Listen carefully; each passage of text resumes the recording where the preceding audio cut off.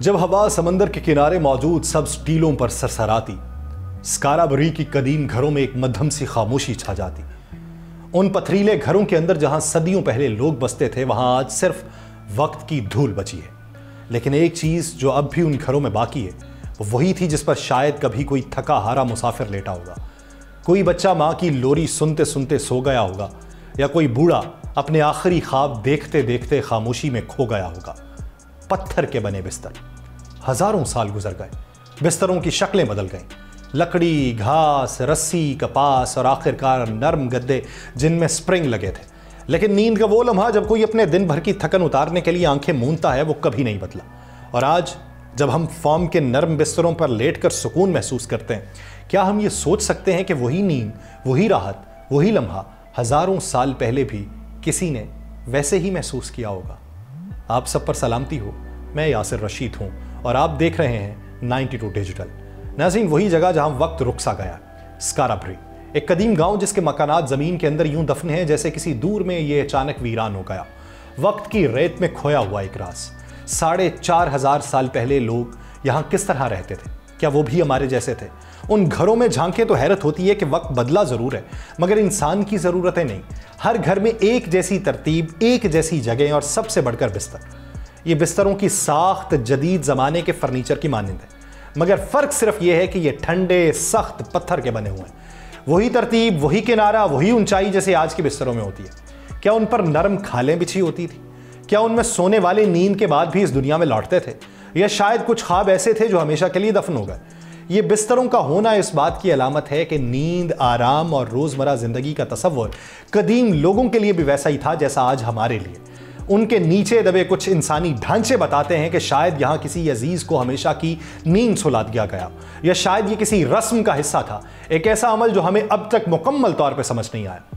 وہ گاؤں ایک قدیم تہذیب کی زندہ جھلک ہے، ایک ایسا مقام جہاں پتھروں میں وقت کی گونج اب بھی باقی ہے۔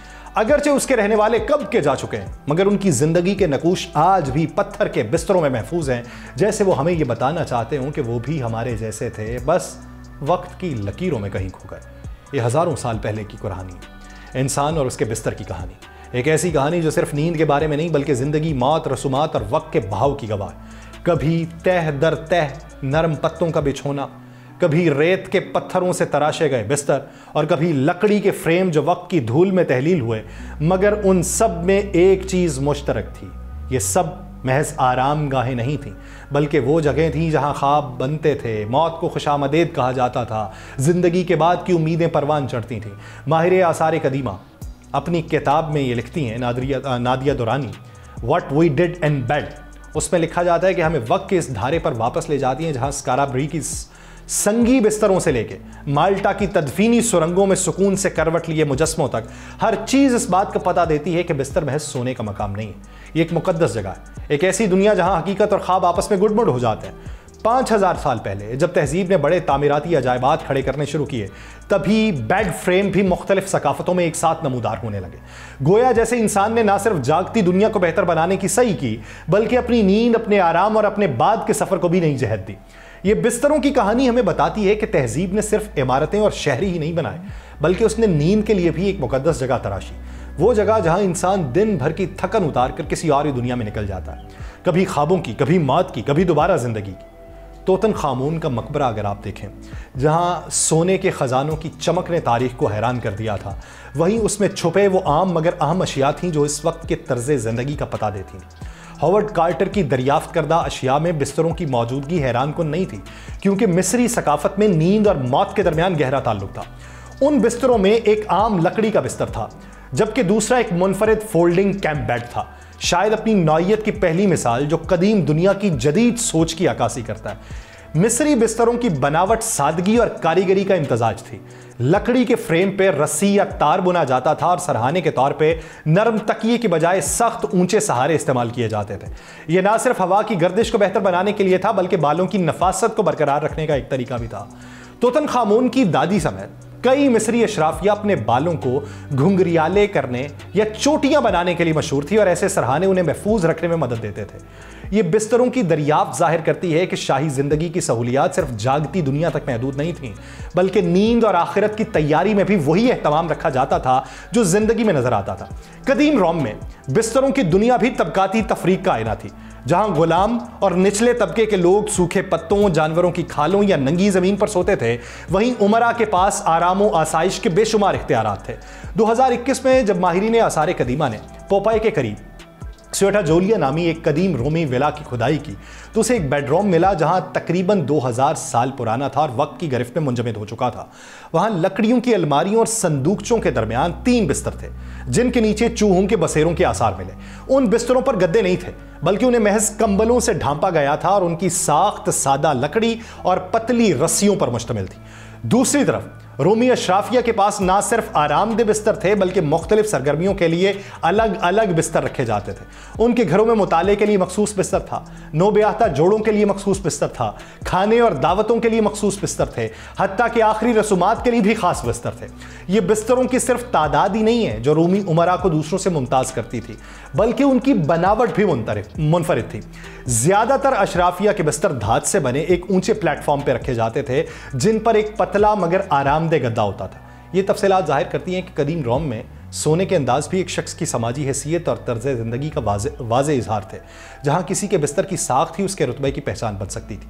17वीं सदी तक यूरोप में बिस्तरों की कई इकसाम मौजूद थी, जिनमें लकड़ी के बॉक्स बेड, रस्सी से बंधे हुए बिस्तर और अजीम शान ग्रेट बेड ऑफ वेयर जैसे शाहकार शामिल थे, जिनके बारे में कहा जाता है कि उस पर 52 अफराद सो सकते थे। लेकिन उस दौर के आम घरों में एक और बुनियादी उनसर भी मौजूद था, घास फूस से भरा हुआ गद्दा।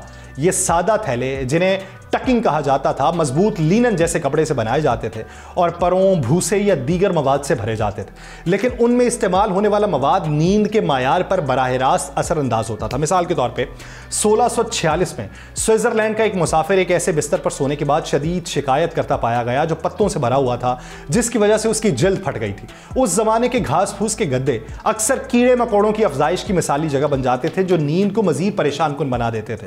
उस दौर में ना सिर्फ बिस्तर के हालात कठिन थे, बल्कि अक्सर लोगों, हत्ता के अजनबियों को भी एक ही बिस्तर पर सोना पड़ता था। नतीजतन मुतअद्दी बीमारियों का फैलाव आम था।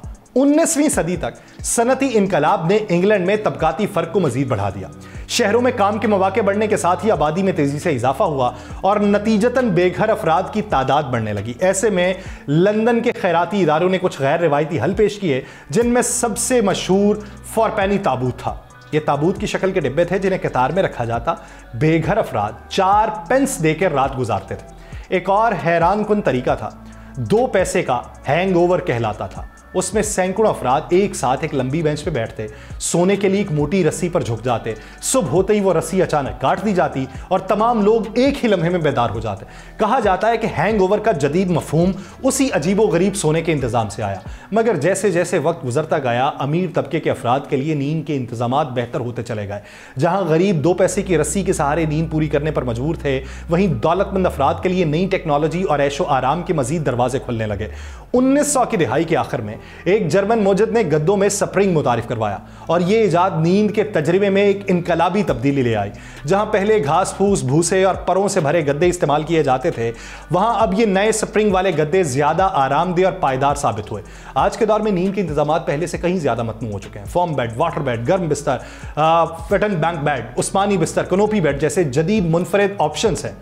यह सोचना दिलचस्प है कि अगर हजारों साल पहले स्काराबरी के बाशिंदे या कदीम मिस्र के शाही मेमार इन जदीद बिस्तरों को देखते तो उनका रद्द-ए-अमल क्या होता। शायद वो हैरत से सोचते कि इंसान नींद के मामले में कहां से कहां पहुंच गया। मुझे दीजिए इजाजत, अल्लाह निगहबान।